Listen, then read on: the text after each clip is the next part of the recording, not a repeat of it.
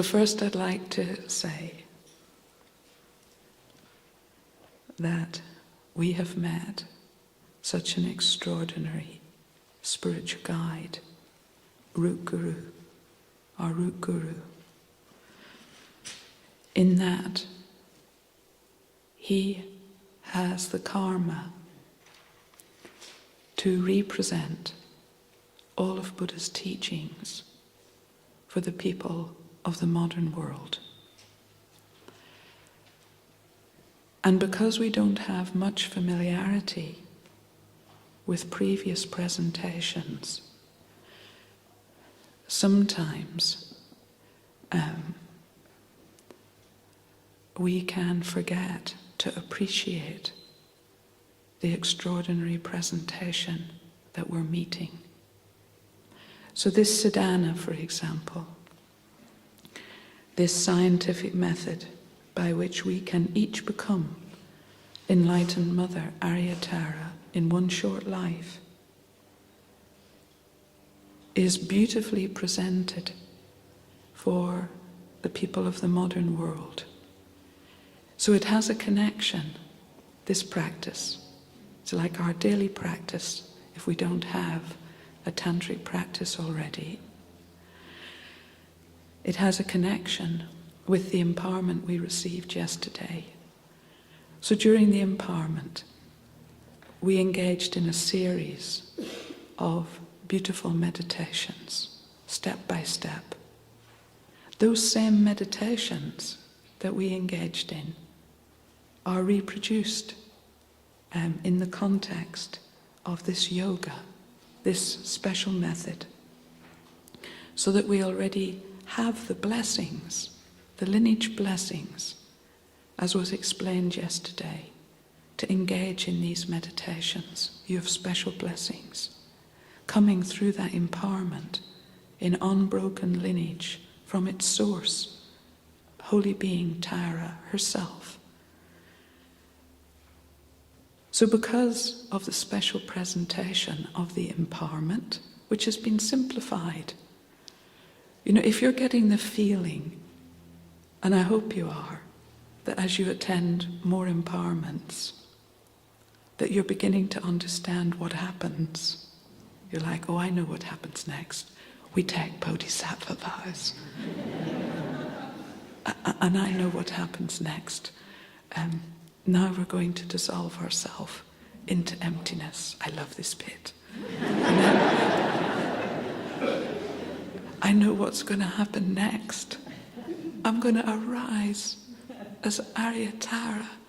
And isn't it wonderful in the empowerment? Because of the special preparation, the special blessings, and we're all so ready, those meditations can be extraordinary. And you do forget yourself.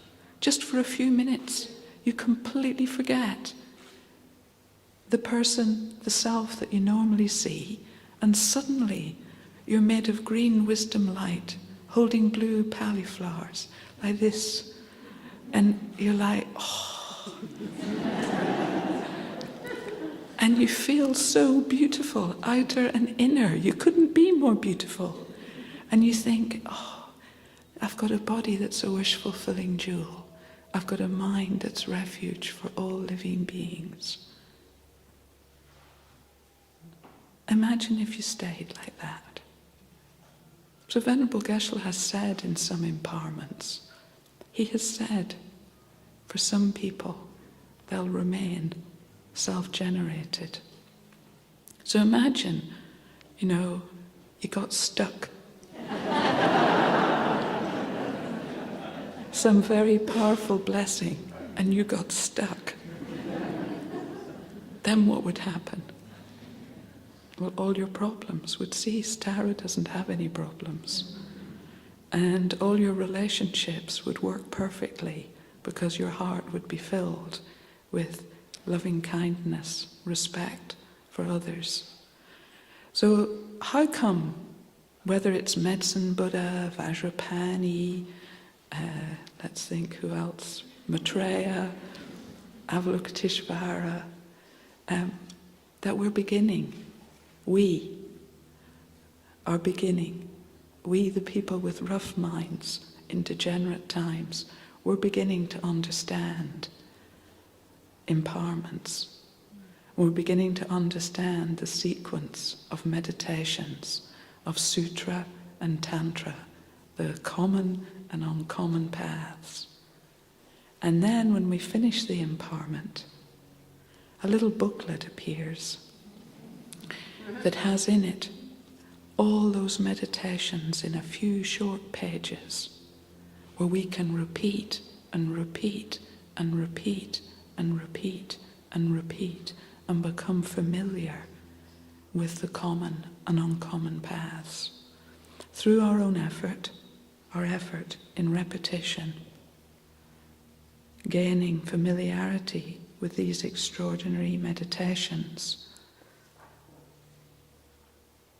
We will receive blessings and will make progress on the path to enlightenment.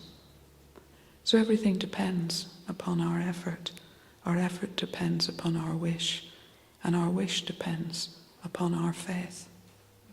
Our faith here, for example, in enlightened Mother Arya Tara, and that we, through the kindness of the holy object emptiness, can become such a pure and holy being, even in this one short life.